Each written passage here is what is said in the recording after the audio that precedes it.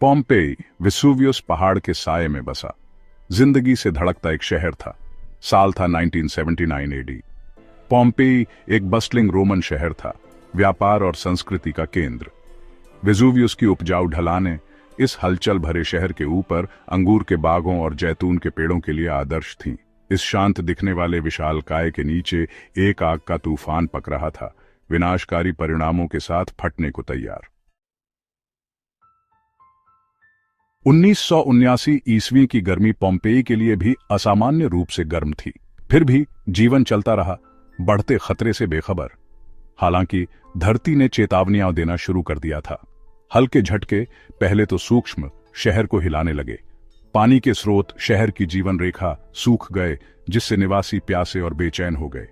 जानवर प्रकृति के सूक्ष्म बदलावों के प्रति ज्यादा संवेदनशील, बेचैन हो गए। पक्षी आकाश में उड़ गए, उनकी आवाजें एक असामान्य बेचैनी से भरी हुईं। कुत्ते अदृश्य खतरे पर भौंकने लगे, उनकी प्रवृत्ति आने वाले कयामत को भांप रही थी। हालांकि पोम्पेई के लोगों ने इन अशुभ संकेतों को केवल असुविधाओं के रूप में नजरअंदाज कर दिया। आफत की चेतावनियों पर ध्यान नहीं दिया गया।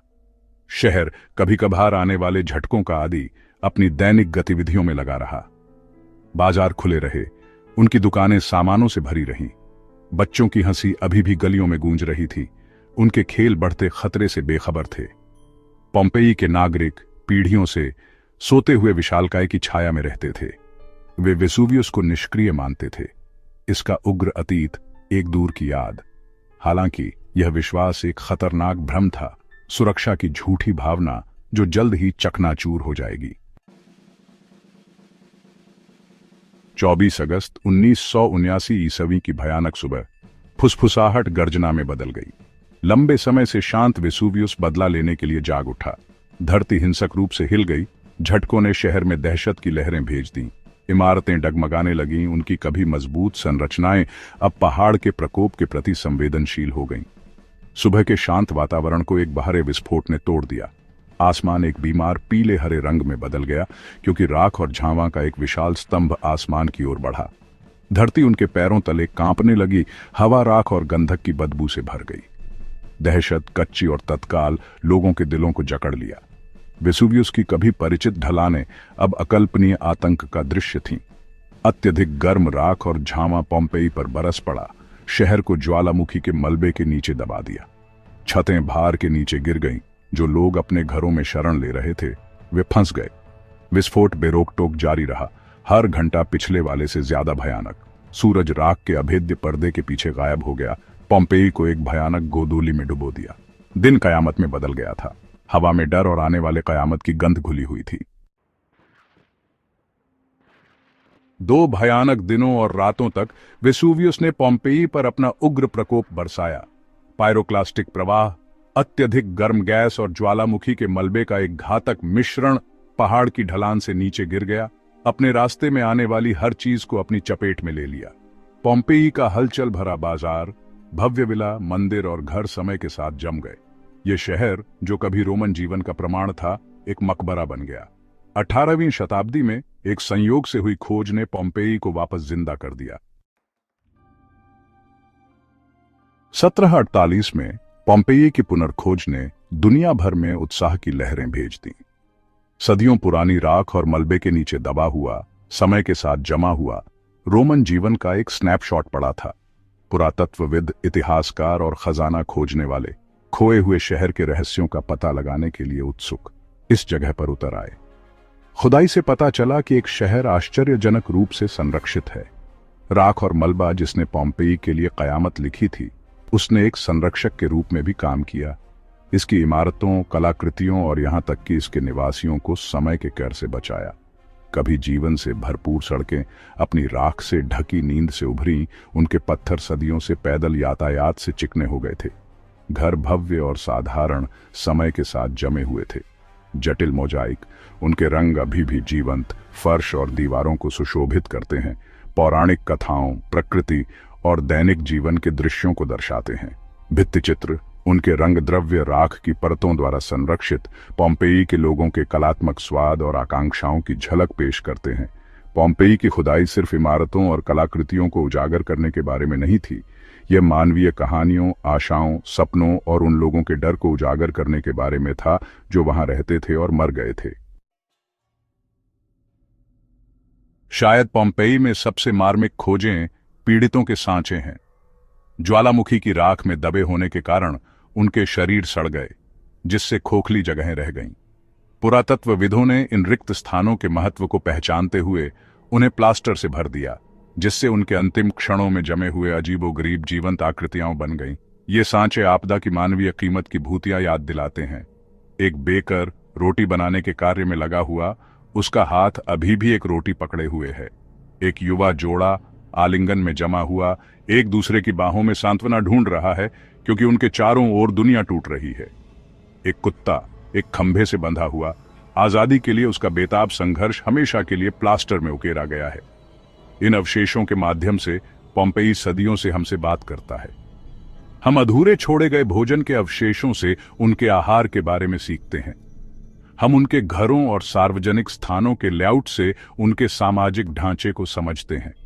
हम उनकी दीवारों को सजाने वाले जटिल मोजाइक और भित्ति चित्रों में उनकी कलात्मकता पर अचंभित होते हैं। प्रत्येक कलाकृति, प्रत्येक शिलालेख, प्रत्येक शरीर का सांचा पोम्पेई के जीवन की पहेली में एक टुकड़ा जोड़ता है, जिससे हमें न केवल यह समझने में मदद मिलती है कि वे कैसे मरे, बल्कि वे कैसे रहते थे।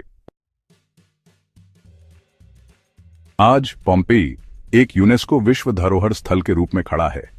जीवन की नाजुकता और प्रकृति की अद्भुत शक्ति की मार्मिक याद दिलाता है। लाखों पर्यटक हर साल इस खुले संग्रहालय में आते हैं, उन सड़कों पर चलते हैं जहां कभी रोमन चलते थे, समय के साथ जमी हुई सभ्यता के खंडहरों को देखते हैं। पुरातत्वविदों का काम जारी है, जो शहर के और रहस्यों को सावधानी पूर्वक उजागर कर रहे हैं। शहर को और भी विस्तार से मैप करने के लिए नई तकनीकों जैसे कि ग्राउंड पेनेट्रेटिंग रडार और लेजर स्कैनिंग का इस्तेमाल किया जा रहा है, जिससे उन संरचनाओं और कलाकृतियों का पता चलता है जिन्हें अभी तक खोजा नहीं गया है। हालांकि पोम्पेई को संरक्षित करना एक सतत चुनौती है। तत्वों के संपर्क में आना, पर्यटन का टूट-फूट और बर्बरता का हमेशा बना रहने वाला खतरा, ये सब अपना असर डालते हैं। यह सुनिश्चित करने के लिए संरक्षण प्रयास महत्वपूर्ण है कि आने वाली पीढ़ियां इस उल्लेखनीय स्थल से सीखना जारी रख सकें। पोम्पेई एक अनुस्मारक है कि विनाश में भी एक अजीब सुंदरता हो सकती है, एक खोई हुई लेकिन भुला दी गई सभ्यता की मार्मिक प्रतिध्वनि। पोम्पेई की कहानी प्रकृति की अपार शक्ति और मानव अस्तित्व की अनिश्चितता की एक कठोर याद दिलाती है। हम अपने शहर बनाते हैं, अपनी सभ्यताएं बनाते हैं और अपना जीवन जीते हैं। अक्सर यह भूल जाते हैं कि हम अपने से कहीं अधिक बड़ी ताकतों की दया पर रहते हैं।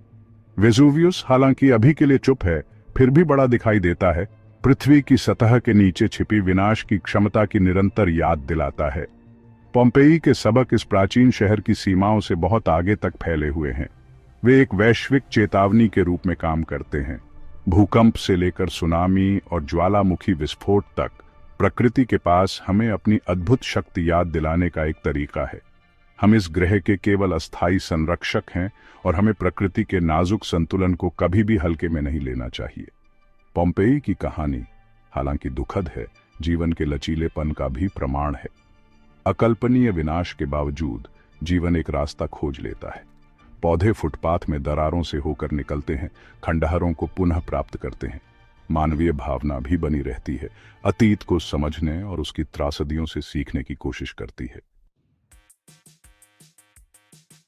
पोम्पेई की विरासत पुरातत्व और इतिहास के दायरे से बहुत आगे तक फैली हुई है। यह एक ऐसी कहानी है जो आज भी हमारे साथ प्रतिध्वनित होती है, जीवन, मृत्यु और मानवीय स्थिति के बारे में कालातीत सबक देती है। समय के साथ जमा हुआ यह शहर अतीत में एक अनोखी खिड़की प्रदान करता है, जिससे हम लंबे समय से चली आ रही सभ्यता से जुड़ सकते हैं। हमें अपने अतीत को समझने, अपने से पहले आने वालों से सीखने के महत्व की याद दिलाई जाती है।